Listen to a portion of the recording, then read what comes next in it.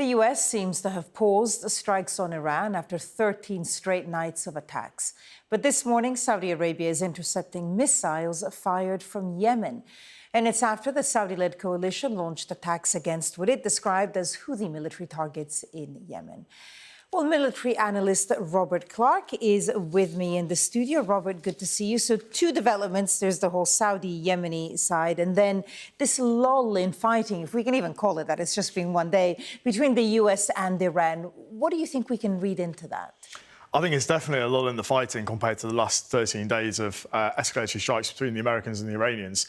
I think it's really interesting. I think it's certainly a bit of space, diplomatic space, that's sorely needed, to be fair, for the rest of the region as well to breathe, not just the Americans and the Iranians, and try to really come back for diplomacy and try to rework the misunderstanding around the Memorandum of Understanding, which has broken down over the last 13 days in the Strait of Hormuz itself. So I think that's crucially just giving people a bit of time for pause to sort of rework those elements that are sort of sticking. I mean, let's see how that develops. But you mentioned that obviously this is engulfing the rest of the region. We've seen attacks from Iran on Bahrain, on Kuwait, on Qatar as well.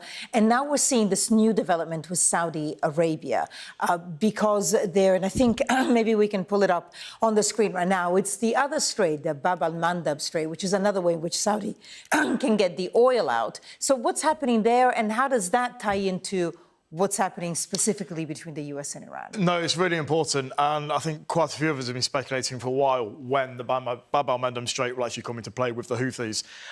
It's happened now. It's been about 5 or 6 days. The Houthis have threatened to close the strait, particularly for Saudi Arabian oil tankers, and Saudi Arabia rely on this just as much as the Strait of Hormuz. They're incredibly vulnerable. And then on Wednesday, we saw 2 Saudi Arabian tankers attacked by Houthi forces. The Saudi Arabians responded, striking military assets across the Yemeni coast, particularly in Hodeidah, just there, halfway up the coast. And now we're seeing further inland strikes as well, particularly around Marib and Al-Jawf as well, really central inland into Yemen itself.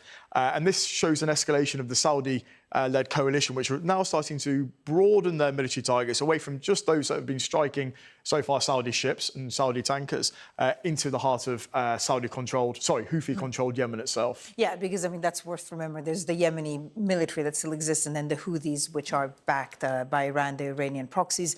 Because the truth is that here, same with the Strait of Hormuz, it just takes a drone to effectively stop the strait. Yeah, they're very vulnerable. It's the insurance and the banking behind it which underwrites the tankers. Just the 2 strikes against the Saudi ships on Wednesday is enough for it to almost grind entirely to a halt. So we have this now both waterways are effectively blockaded, multiple blockades, and it's quite the backlog already. Yeah, so the situation keeps on getting more complicated rather than simpler. Robert Clark, thank you.